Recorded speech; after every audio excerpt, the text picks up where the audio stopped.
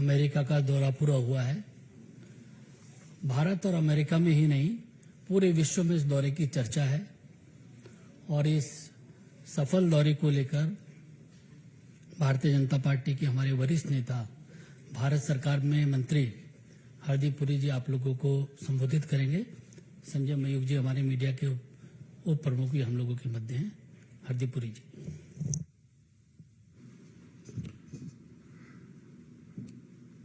अनिल जी, बहुत बहुत धन्यवाद। संजय जी, भारतीय जनता पार्टी का एक कार्यकर्ता अपनी एनालिसिस इस लैंडमार्क विजिट की आपके साथ शेयर करना चाहता है।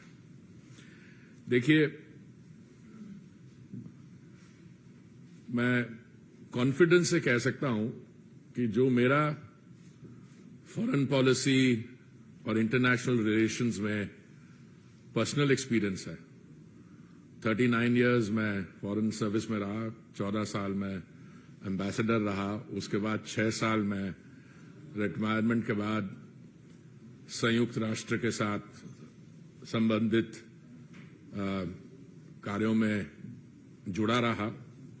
मेरी प्रोफेशनल एक्सपीरियंस में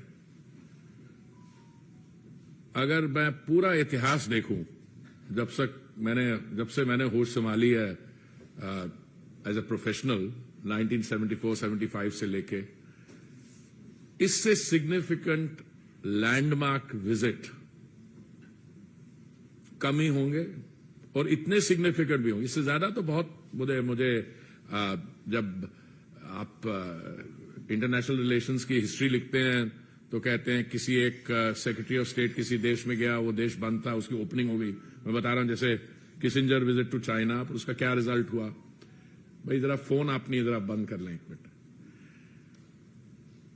मैं ये क्यों कह रहा हूं, कुछ तो इसमें एस्पेक्ट्स हैं जो सेल्फ एविडेंट है। हमने अपने टीवी स्क्रीन्स पे देखे जो न्यूयॉर्क में और वॉशिंगटन डीसी में माननीय प्रधानमंत्री जी की जो रिसेप्शन हुई, जो उनसे जो मिले thought leaders, business leaders, bipartisan US Congress senators, जब माननीय प्रधानमंत्री जी ने joint session of the Congress को एड्रेस किया, तो प्रिजाइडिंग ऑफिसर, हाउस स्पीकर से लेके सबने लाइन अप करके और माननीय प्रधानमंत्री जी का ऑटोग्राफ रिक्वेस्ट की। Now that is both a testament to his stature as a global leader, world leader, but it is more than that. पहले तो मैं कुछ बेसिक फैक्ट्स आपको अपने साथ शेयर कर लूं। मैं बहुत वर्ष पहले विदेश मंत्रालय में संयुक्त सचिव था, अमेरिकाज डेस्क पे भी, और मैंने जो रिलेशनशिप में बदलाव आया है, जो ट्रांसफॉर्मेशन हुई है, वो मैंने फर्स्ट हैंड देखी है। और 2016 में भी माननीय प्रधानमंत्री जी गए थे, उन्होंने तब भी जॉइंट सेशन एड्रेस की थी। पर मैं समझता हूं कि दुनिया में शायद 3 का मुझे पता है लीडर्स हैं who have been invited to address the joint session of the Congress on 2 occasions. अगर आप पूरा हिस्ट्री देखें तो नेल्सन मंडेला और विंस्टन चर्चिल तो वो वॉर टाइम प्राइम मिनिस्टर थे, और उसके बाद और नेल्सन मंडेला जो एंटी अपार्थाइड स्ट्रगल था वो था। उसके बाद किसी देश का कोई बड़ा स्पेशल रिलेशनशिप हो यूएस के साथ, कुछ वो जैसे इजराइल का, वो मैं समझता हूं, पर उनकी it's very much part of the domestic scene also. So he was given the red carpet treatment. अच्छा, हमारे यहां कुछ हमारे मित्र लोग हैं जो ब्रॉडली विरोधी दलों में पाए जाते हैं, वो कहते जी इस विजिट का वहां क्या असर हुआ। तो आज मैं उनकी खुशी के लिए, उनको काम करने के लिए जो कवरेज विजिट की हुई है, New York Times, Washington Post, Wall Street Journal, तो ये कहना कि नहीं इस visit is not being taken seriously there. देखिए, एक तो विजिट की ऑप्टिक्स है, और मैं कह रहा हूं कि अगर कोई वो जो सम अप होता है ना, दिस इज द मोमेंट, अगर कोई बायलैटरल विजिट एक क्रिटिकल डेफिनेशन पे नया डॉन प्रोड्यूस करती है, दिस वाज दैट विजिट। और जब राष्ट्रपति बाइडेन ने माननीय प्रधानमंत्री जी को एक लाल रंग की टी शर्ट प्रेजेंट की, AI is the future, now AI is artificial intelligence, वहां लिखा AI is the future, America India is the future. इसलिए मैं ऑप्टिक्स पे आप लोगों के सवाल होंगे, मैं आऊंगा, और जो लैंडमार्क विजिट हुई पर मैं आज आपको आपका धन्यवाद देना चाहता हूं, क्योंकि कुछ ऐसे विजिट के सब्सटैंटिव अचीवमेंट्स हैं, आउटकम्स हैं, मैं समझता हूं उन पे शायद अभी फोकस होना शुरू नहीं हुआ, और these are embodied in the joint statement, और जॉइंट स्टेटमेंट शायद 58 पैराग्राफ की है, पता नहीं आप में से कितना लगे, मैं उसमें से 5-6 जो रियली सब्सटैंटिव मेरे हिसाब से आउटकम्स हैं वो मैं आपके साथ शेयर करना चाहता हूं। Inauguration of iCET, initiative on critical and emerging technologies, जो हुई है जनवरी 23 as a major milestone in US India relations. NASA, आप नासा जानते हैं, इसरो को भी जानते हैं, to develop a strategic framework for human space flight cooperation by 2023। इसका आप महीना पूरा समझ रहे हैं, अगर इसरो और नासा कोऑपरेट करेंगी space flight, human space flight cooperation, उसका क्या मतलब है आगे जाते। और president Biden appreciated India's signing of the Artemis Accord, which will advance a common vision of space exploration for the benefit of mankind. देखिए, पहले हम टेक्नोलॉजी की बात करते थे, हम डिफेंस की बात करते थे, अब ये जो कटिंग एज कोऑपरेशन है स्पेस सेक्टर में, strategic signing of an MOU on semiconductor supply chain and innovation, Micron Technology to invest up to $825 million to build a new semiconductor assembly and test facility in India. Creating secure and trusted telecommunications. Public-private cooperation between vendors and cooperation, India's Bharat 6G Alliance and US Next G Alliance, a trusted network, trusted sources, bilateral framework.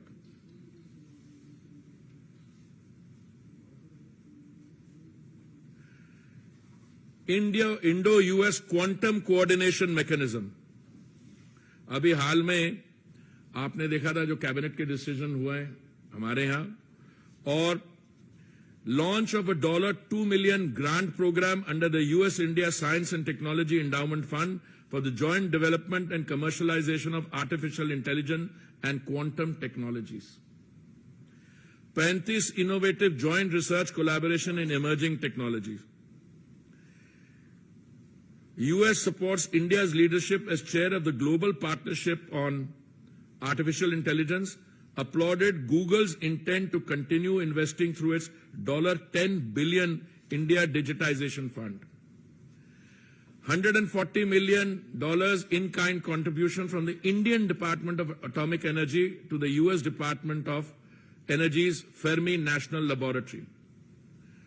अब आइए आप defence partnership पे, Defense Industrial Cooperation Roadmap, concluding a security supply arrangement and initiate discussions about reciprocal defense procurement agreement. और जो एक मैं समझता हूं बहुत ही महत्वपूर्ण इसमें MOU साइन हुआ है जनरल इलेक्ट्रिक और हिंदुस्तान एरोनॉटिक्स के बीच, जिसमें GE के F414 जेट इंजन्स का भारत में manufacture for the light combat aircraft Mark II, और आप जॉइंट स्टेटमेंट में पढ़े वहां पे it is to enable tech transfer as well. India's emergence as a hub for maintenance and repair for forward deployed US Navy assets, launch of US-India Defense Acceleration Ecosystem, or India plans to procure General Atomics MQ-9B HALE UAVs. अब आइए clean energy पे, US-India Climate and Clean Energy Agenda 2030 Partnership and Strategic Clean Energy Partnership, India's decision to co-lead the multilateral hydrogen breakthrough agenda, decarbonizing the transport sector, और मेरे मंत्रालय से एक जुड़ी हुई है ग्लोबल बायोफ्यूल्स अलायंस जो हम अपनी G20 की अध्यक्षता में फ्लोट कर रहे हैं जुलाई में, इसमें यूएस और इंडिया लीड ले रहे हैं। अच्छा, एक और अभी आप सब सुनते हैं कि ग्रीन एनर्जी की हम बात करते हैं, अगली जनरेशन की सारी ऑटोमोबाइल्स की रोल आउट इलेक्ट्रिक व्हीकल्स की है, तो एक बड़ी important, US welcomes India as the newest partner in the Minerals Security Partnership. Then, nuclear energy and global decarbonization, lifestyle and environment, life initiative हमारे प्रधानमंत्री का।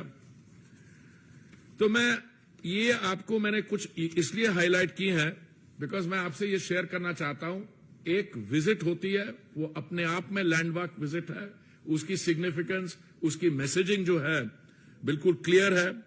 अब मुझसे किसी ने पूछा इसके हमारे बगल वाले देशों पर क्या असर होगा, तो मैं आपको उसके बारे में बताना चाहता हूं। United State and India stand together to counter global terrorism and unequivocally condemn terrorism and violent extremism in all its forms and manifestation. ये तो स्टेटमेंट है, जो भी देश आतंकवाद के खिलाफ होते हैं ये जनरल फैसले, पर ये आप सुनिए, they strongly condemned cross-border terrorism, the use of terrorist proxies, and called on Pakistan to take immediate action to ensure that no territory under its control is used for terrorist attacks. देखिए, this line itself, because हमारे यहाँ बड़ी कुछ हमारे past experience भी रहा है कि जो हमारा बगल वाला देश है उनके जो एक्टिविटीज रही हैं, हम अक्सर उनको we describe them as the epicenter of terrorism, and for good reason. But for a joint statement with such categorical language, ये मैं आपकी attention draw कर रहा हूं। Strong support for a peaceful, secure and stable Afghanistan, long-term strategic partnership between the I2U2, that is India, Israel, United Arab Emirates and United States, commitment to an open, secure, inclusive, safe, interoperable and reliable internet. These were some of the landmark decisions taken. In decisions, in agreements को prepare करने के लिए बहुत मेहनत हुई है। The concerned ministries led by the Ministry of External Affairs पे काम किया, इनकी implementation पे equally बहुत काम होगा, और उससे ये visit marks the culmination of that preparatory process, upgradation of the relationship, और उसके बाद where is this relationship going? अब मैंने जो भी कमेंट्रीज पढ़ी हैं, सिर्फ हमारे यहां नहीं, हमारे जो साथ लोग जिनकी थिंकिंग हमारे जैसी है, पर मैंने बाहर के जो कमेंटेटर्स हैं, थिंक टैंक्स हैं, उन्होंने कहा कि the India US bilateral relationship will be a defining relationship for the 21st century. इसका इंपैक्ट सब रीजनली, रीजनली और ग्लोबल जियोपॉलिटिक्स में होगा। और ये रिलेशनशिप, जैसे प्रधानमंत्री जी बता रहे थे, देखिए हम टेक्नोलॉजी पे इन्वेस्ट करते हैं, उस टेक्नोलॉजी पे जो उसका जो आउटकम होगा उसके लिए मार्केट्स, दो large markets, United states today is what, a 23-24 trillion dollar economy. जब माननीय प्रधानमंत्री जी पिछली बार वहां गए थे तो हम दुनिया भर में, विश्व भर में 6ठे स्थान पे थे अर्थव्यवस्था, 10वें स्थान पे थे, आज हम 5वें स्थान पे है, and we are on the way, on the road to becoming the 3rd largest economy. इस समय हमारा बायलैटरल ट्रेड 191 बिलियन है, ये 2014 से डबल हुआ है, और मुझे ये सारे जो एग्रीमेंट्स हो रहे हैं और जो उनके यहां से यहां इन्वेस्टमेंट हो रही है, इंडिया से जो वहां इन्वेस्टमेंट हो रही है, देखिए मैं आपको एक दो उदाहरण देता हूं। एयर इंडिया की प्राइवेटाइजेशन के बाद हमारे सिविल एविएशन सेक्टर को एक बहुत बड़ा बूस्ट मिला है। एयर इंडिया ने 500 हवाई जहाज, different configurations, wide bodied 320 etcetera order किया।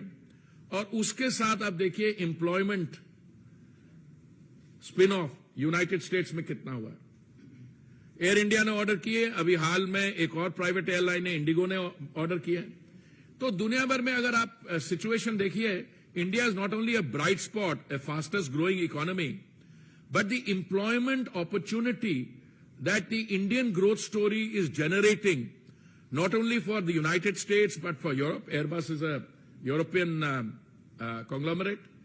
All this is happening and contributing to global growth. हमारे बीच में bilaterally trade disagreements रहे हैं. A very welcome feature of this is कि हमारे जो 6 trade dispute ongoing हैं, उनको हमने तय कर लिया कि इनको हम आपस में bilaterally resolve कर देंगे outside the World Trade Organization processes.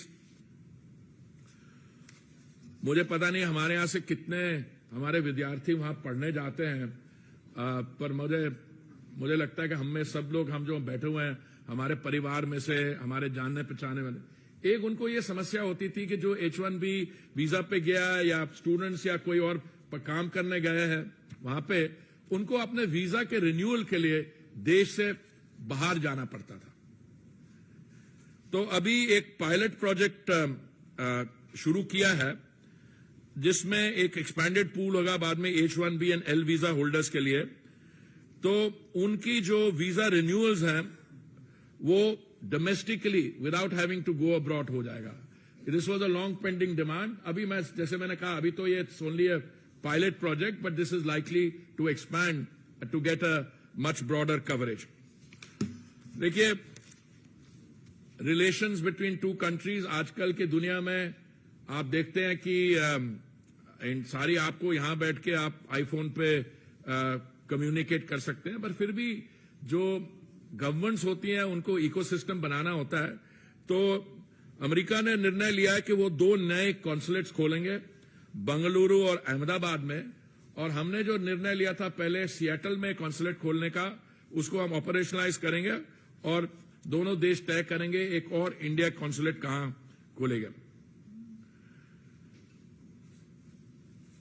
Medical health issue areas में बहुत ऑल्सो भी डेवलपमेंट्स हुए हैं और हमने उनका धन्यवाद किया। Repatriation of antiquities to India by the United States, interest in working quickly towards a cultural property agreement also. So I'll stop here. I'll be very happy to take questions both on the substantive outcomes and in any related aspect of the visit that you might have an interest in. जी, आप अब identify करिए। Sorry,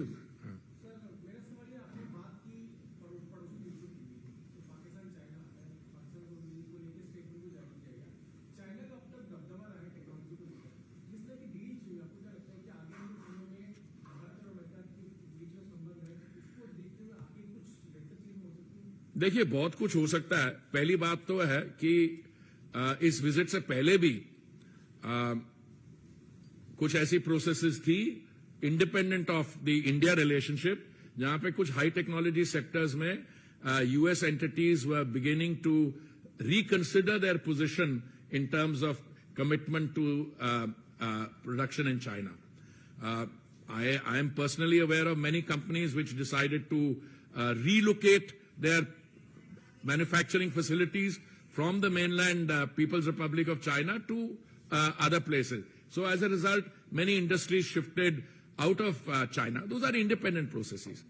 देखिए, India और US quite independent of what happens in China. आप देखिए कि जो हमारा human resource है, आपके लोग जो यूएस टेक इंडस्ट्री में ऑलरेडी काम कर रहे हैं, जो सीईओज हैं। अब मैं आपको बताता हूं, मैं इसमें अपनी लिस्टिंग में नहीं की, गूगल और अमेजॉन दोनों $10 बिलियन और $15 बिलियन की इन्वेस्टमेंट इंडिया में की बात कर रहे हैं। अब वो जो इन्वेस्टमेंट होगी वो इंडिया में सिर्फ इन्वेस्टमेंट नहीं होगी, वो इन्वेस्टमेंट ग्लोबल गुड के लिए होगी और ग्लोबल इकोनॉमी के लिए होगी। अब जैसे एयर इंडिया ऑर्डर प्लेस करता है 500 एयरक्राफ्ट के लिए, बोइंग उसी समय अनाउंस करता है कि $100 मिलियन वो इन्वेस्ट करेंगे इंडिया में पायलट्स की ट्रेनिंग के लिए। तो ये सारी चीजें दे प्रोसीड साइमल्टेनियसली। अब जैसे सिस्को है, इट्स अ मेजर कंपनी, जब उनके सीईओ कहते हैं ये हमारे एक्सपेंशन प्लान्स हैं, that expansion plans not only affect and benefit the Indian economy, they benefit a lot of other processes. So sort of global जो MNCs हैं, देखिए अभी आप देख के चलिए दुनिया भर में अगर you do have a listing of all the major MNCs, the American MNCs are the they get the top listing. Indian companies also. अब जैसे ग्रीन हाइड्रोजन में वहां पे एक बड़ा एक उनका प्रोग्राम है टू इनकरेज ग्रीन हाइड्रोजन। हमारी कंपनीज भी इन्वेस्ट कर रही है वहां पे जाके, they want to take advantage of that. But if green hydrogen becomes as is expected to the fuel of the future, so this will benefit not only India and the United States, it will also benefit the transition from fossil fuel energy to pure green energy. Mohit Bhatt. Mohit from Times Council, we know that how it has been a very successful visit of the Prime Minister to US, and now he's going to Egypt. So there he'll be meeting the top leadership over there. He'll be also meeting Grand Mufti over there, sir. Now back in India, or when Rahul Gandhi goes out, he talks about Muslim unsafe in India. But when Prime Minister goes out, he will be given a red carpet welcome by the Grand Mufti of Egypt, sir. How do you see this? No, I see it very positively. Whether Mr. Gandhi is able to comprehend the importance of the Egypt visit, I don't know. But let me share with you something. India and Egypt have so much in terms of our past, in terms of the potential for further enhancement. I will just go back as ancient civilizations. I want to start there. We have our Indus Valley civilization. You have the, Egyptian, Mesopotamian civilization. You have the other links. Then you fast forward in history. You come to the post Second World War era, the decolonization. You have the era of Nehru, Nasser, and Tito. Okay? Then you come even forward. Egypt is a country which has been very active on the diplomatic front in the world. It has also a country with,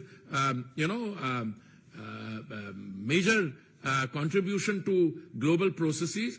And I think somewhere, as we look back, prior to the Egyptian presidents coming here, there was a certain, I wouldn't use the word neglect, but that momentum was there. Now with the Honorable Prime Ministers going to Egypt and the not only the Grand Mufti is welcome, but overall, I see a very positive impact not only in terms of India, but also the other countries in the region. And I think we have we've already got excellent relations with countries in the Gulf, very strong relations.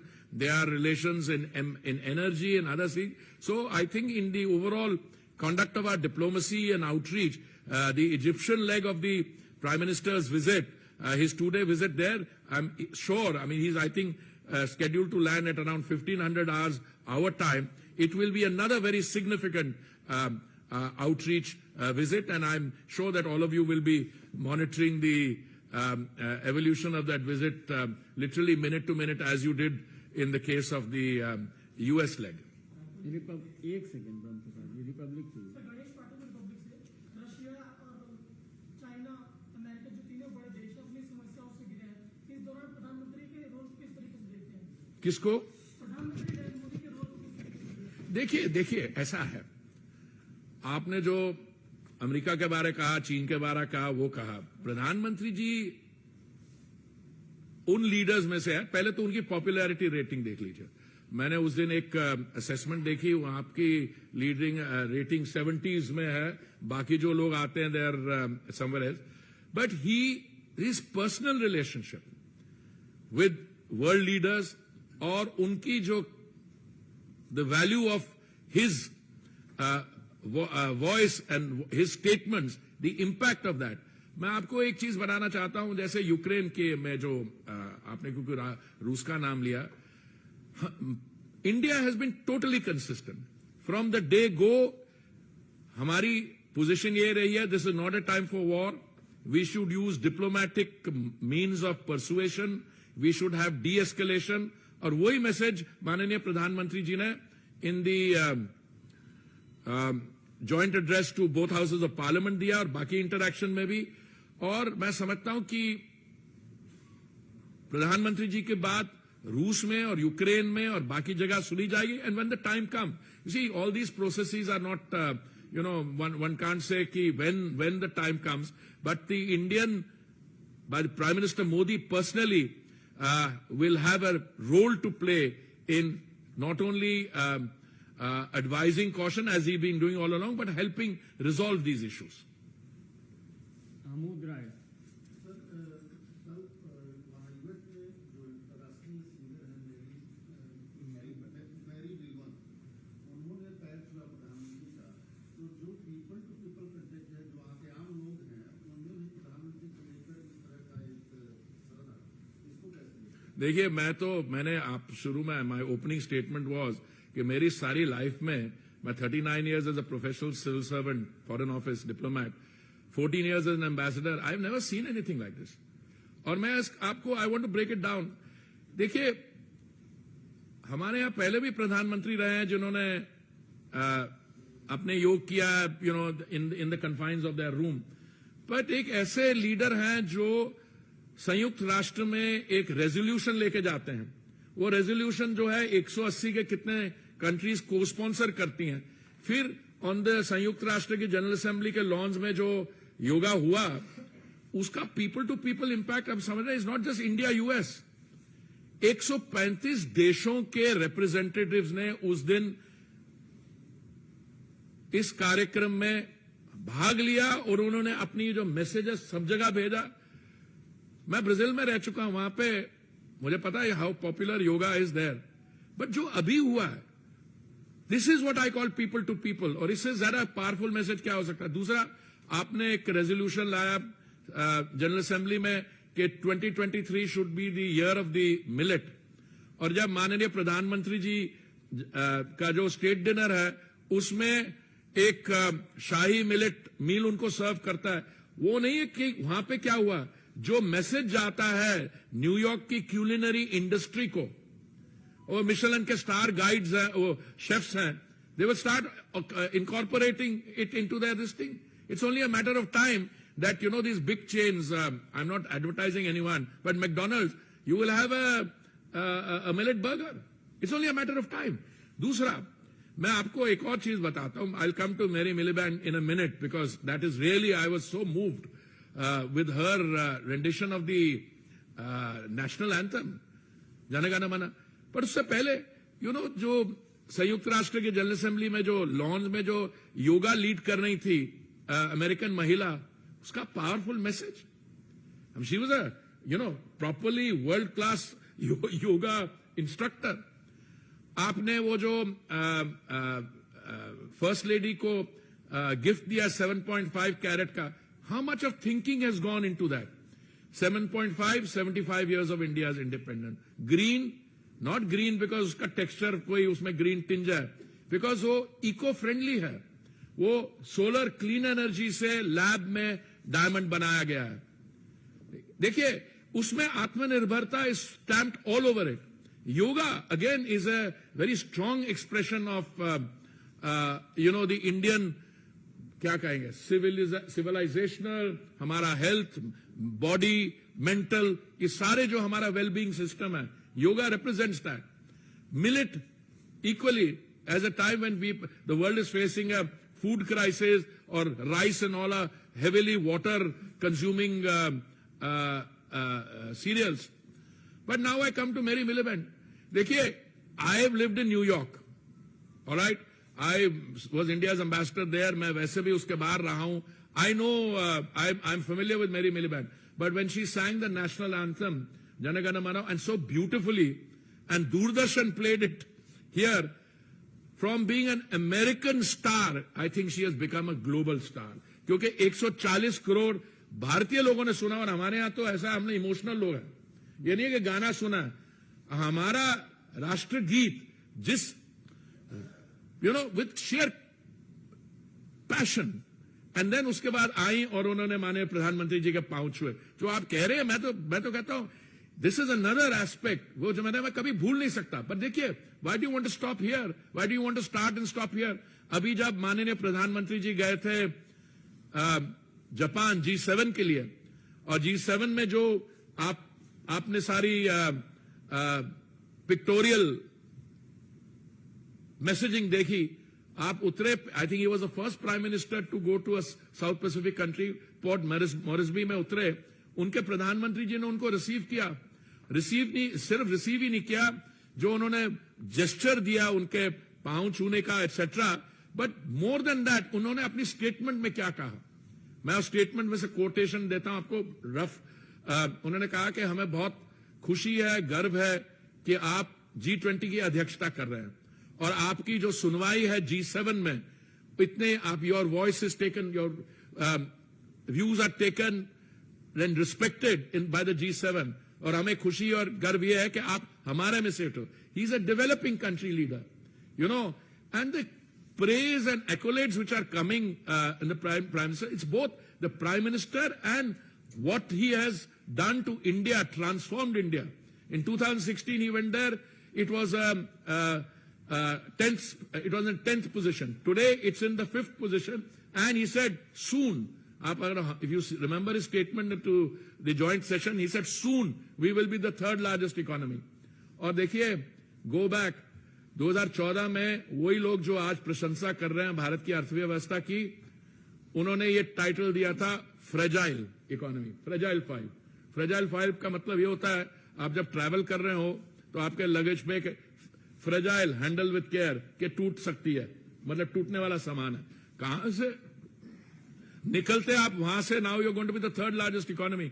So people to people, substantive, economic, technology, space, defense outcomes, in every respect, this is a landmark visit, and one that will critically define the bilateral relationship and take it to the next level. Asif ए नहीं. प्रधानमंत्री के visit के दौरान किस तरह से अल्पसंख्यक को भारत में लेकर के किस तरह से रहते हैं, उसको और लोकतंत्र को लेकर के सवाल पूछा गया, उसको आप किस तरह से, क्या पूछा गया था? अल्पसंख्यक खतरे में है, क्या खतरे में? अरे छोड़िए, ये serious, let us get serious. Kamlesh. नहीं, मेरे को जवाब देने दीजिए. देखिए, एक युवा नेता भी गए थे पहले. युवा नेता वहां पहुंचते ही उनको भारत के डेमोक्रेसी पे और माइनॉरिटीज के ट्रीटमेंट पे चिंता हुई. तो डेमोक्रेसी के बारे तो मैंने उनको याद करवाया, और आप क्योंकि आप वो विषय ला रहे हैं, ये विषय माननीय प्रधानमंत्री जी किसी ने सवाल पूछने तो उन्होंने अपना वो निकाल के जो कड़ाकेदार जवाब दिया, उसके बाद मुझे लगता है ये सवाल कहीं नहीं पूछा था, पर आपने पूछ लिया, मैं बताता हूं आपको. देखिए, भारत के इतिहास में हमारे यहां लोकतंत्र ये 1947 की नहीं है. हमारे यहां वैशाली में रिपब्लिक्स हुआ करती थी.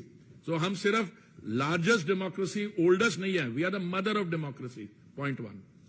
पॉइंट 2, हमारे इतिहास में एक ही ओकेजन है जब democracy was sought to be derailed, sought to be, वो भी नहीं कर पाए. वो था जब माननीय युवा नेता की ग्रैंडमदर ने सिविल लिबर्टीज को कर्टेल किया, और जून 1975 में उन्होंने इमरजेंसी लाए. उसके बाद देखिए क्या हुआ. दूसरा, माइनॉरिटीज की बात है. जब नेताजी 13 साल के थे, उस समय आसाम में नेली में एक मैसेकर हुआ था, 2000 लोगों की कत्लेआम 2000. जब उनकी 14 साल आयु थी तो मेरी कम्युनिटी के 3000 लोग मारे गए थे. तो ऐसे है, हमारे वेस्टेड इंटरेस्ट तो होंगे डोमेस्टिकली, बाहर कोई किसी की बात कर देगा, अच्छा साहब बहुत बढ़िया चल रहा है, पहले का नहीं, कोई देख नहीं रहा. नहीं साहब, वो किसी ने चिट्ठी लिखी है. वो एक महिला है जिन्होंने चिट्ठी लिखी थी. माननीय प्रधानमंत्री जी जब बोल रहे थे, when he was addressing the joint session, मैंने गिना नहीं, किसी ने बोला 17 बार स्टैंडिंग ओवेशन मिली, 17 बार. और ये महिला जो उनका नाम जोड़ा जाता है, each time she was standing and uploading. वो मेरे को हमारे किसी साथी ने हमें को वो विजुअल्स भेजे हैं, और कोई 75 बार अप्लॉज मिली है. तो हम किसकी बात कर रहे हैं? कौन सी माइनॉरिटीज की? मैं माइनॉरिटीज का हूं और मुझे मालूम है. आप क्या बात कर रहे हैं? आपकी सो माइनॉरिटीज हैं, दे हैव मेरे हिसाब से नॉट ओनली इक्वल अपॉर्चुनिटी, माननीय प्रधानमंत्री जी ने बहुत ब्यूटिफुली कहा इन द जॉइंट एड्रेस, हमारी सारी जो योजनाएं हैं विदाउट कास्ट, जेंडर और रिलीजियस कंसिडरेशन। मैं कई ऐसे कार्यक्रमों में मैंने भाग लिया है, एक है आयुष्मान भारत का, एक पर्टिकुलर कार्यक्रम है, 95% जो लाभार्थी थे उस दिन वो एक माइनॉरिटी कम्युनिटी के थे और मेरी कम्युनिटी के नहीं, एक और के। So I think that answers your question. एक second Brahm Prakash ji, Kamlesh ji, Bharat express. Sir, लोगों का कंसर्न है कि रसिया हमारा फेयर वाला फ्रेंड है। इस डील के बाद जहां डिपेंडेंसी 65% तक रसिया पे थी, क्या जी? रसिया पे डिपेंडेंसी थी हमारी, मतलब निर्भरता थी।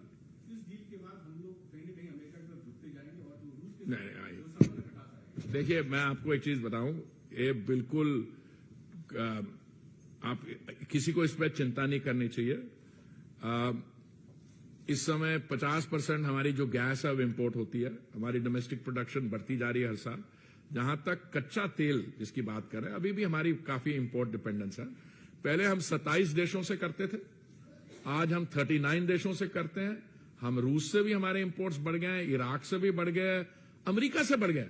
हम एनर्जी $20 बिलियन के अमेरिका से ले रहे हैं। देखिए, एनर्जी सोर्सिंग और ये प्रोसेसेस में मुझे लगता है कोई ज्यादा प्रॉब्लम नहीं है। क्यों, मैं आपको समझाता। अगर भारत उस समय रशिया से अपने इंपोर्ट्स नहीं बढ़ाता तो हमारी जो कंजम्पशन, हमारी 5 मिलियन बैरल रोज की कंजम्पशन है, तो हमें वो किसी और जगह से खरीदने पड़ते और दाम और बढ़ते। तो इसलिए जो भी जियोपॉलिटिकल सिचुएशन इवॉल्व करेगी, हम उसको नेविगेट करेंगे और देखेंगे कहां से खरीदना एक्सेट्रा। तो मुझे इस बारे कोई चिंता नहीं है। ब्रह्म प्रकाश जी न्यूज। मेरा सवाल ये है, जब देश के प्रधानमंत्री बाहर विदेश से आता है, कांग्रेस पार्टी की तरफ से प्रधानमंत्री की तस्वीरें ट्वीट की जा रही है, आपने देखा होगा, कमेंट किया जा रहा है। आज एक ट्वीट की गई कि मैं और मेरा टेलीकाउंटर, कल ट्वीट किया गया कि मुझे डिक्टेटरशिप से डर नहीं लगता, डेमोक्रेसी। तो लगता है आपको किस तरह देखिए क्या प्रधानमंत्री पद का अपमान नहीं? नहीं, प्रधानमंत्री जी का क्या स्टेचर है और उनके पद का, उन्होंने उस पद को वो क्या कहां ले गए हैं, पर आपका क्या मतलब? मैं लाइटर वेन में पूछ रहा हूं, जिन लोगों की आप बात करेंगे, इनको अपनी फ्रस्ट्रेशन जो है इनकी, इसको नहीं एक्सप्रेस करना चाहिए। मैं तो कहता कही है, थोड़ी सी एंटरटेनमेंट वैल्यू होती है और ये लोग आपस में बैठने की भी कोशिश करते हैं। मेरा तो यही लगता है कि इनको जो कहना कह रहे हैं, उससे हमारी जो substantive outcome, Indian democracy, India position और बाकी भी इनके आपस में जो है, मुझे लगता है they will collapse under the weight of their own contradictions. Neeraj Pandey, ABP. Puri साहब, मेरा इसी से जुड़ा हुआ सवाल है कि जब रेड कार्पेट बिछाया जा रहा है अमेरिका में प्रधानमंत्री नरेंद्र मोदी के लिए, पूरी दुनिया वाहवाही कर रही है, तो उस समय कांग्रेस उन्हें नीचे दिखाने का कोई मौका नहीं छोड़ती, इसे किसी को नहीं। वो सही बात है, वो मौका ढूंढते हैं, पर मौका क्या ढूंढते हैं? अब जैसे उनकी एक particularly Sriki, if I can use the word, एक आप ही के बिरादरी से उठी हुई है, वो अभी उनकी प्रवक्ता बन गई हैं, तो जो भी कहीं कहीं पढ़ लेती हैं कुछ, तो एकदम रिसर्च किए बगैर बोल देती हैं। वो जी इतनी स्ट्रांग स्टेटमेंट दी आपने चीन के खिलाफ, वो जो 1267 कमेटी की वो लिस्टिंग की बात थी, और फिर कहती है पर आपने चीन का नाम नहीं लिया। अरे मैडम, थोड़ा देख तो लो इंटरनल प्रोसेस, ये इंटरनल होता है, आप तो किसी का नाम भी नहीं ले सकते 1267 में। तो हमने जो मैसेज करना था कर दिया और लोगों को समझ भी आ गई, पर ये मैडम जो प्रवक्ता है उनको नहीं आई है। तो ये लोग कई चीजें कहेंगे। एक कल मैंने किसी से, मैं उस दिन रात को, ये आपका एक कार्यक्रम था, मैं उसको देख रहा था 3:45 बजे तक। एक कांग्रेस का प्रवक्ता था, जब visit was at its peak, जो ज्वाइंट सेशन था, उसने कहा था कि नहीं, this is not the time to criticise. उसको भी लगेगा कि इतनी बढ़िया विजिट हुआ, क्रिटिसाइज करोगे तो अपनी निंदा साथ में करवा लोगे। मैं कुछ और कहने वाला था। anyway. अंतिम प्रश्न है हिमांशु। सर,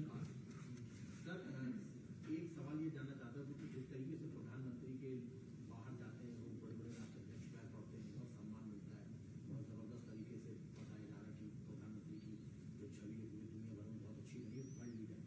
लेकिन भारत में ही कुछ लोग जो बोलते हैं प्रधानमंत्री की विजिट के बाद में कि प्रधानमंत्री के डीएनए में ही लोकतंत्र नहीं है।